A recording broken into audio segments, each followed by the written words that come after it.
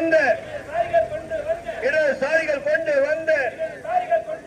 100 நாள் வேலை திட்டத்தை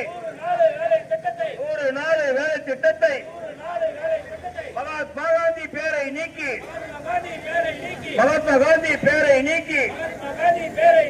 ஏராம் சீராம் என்று சொல்லி திட்டத்தினை முடக்க நினைக்கும் மோடி அரசை கண்டித்து கம்யூனிஸ்ட் கட்சியின் சார்பாக சிபிஐயின் சார்பாக ஆர்ப்பாட்டம்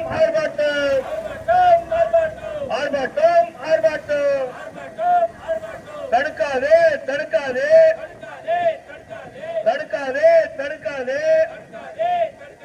100 நாள் வேலை திட்டத்தின் நாட்களை குறைக்காதே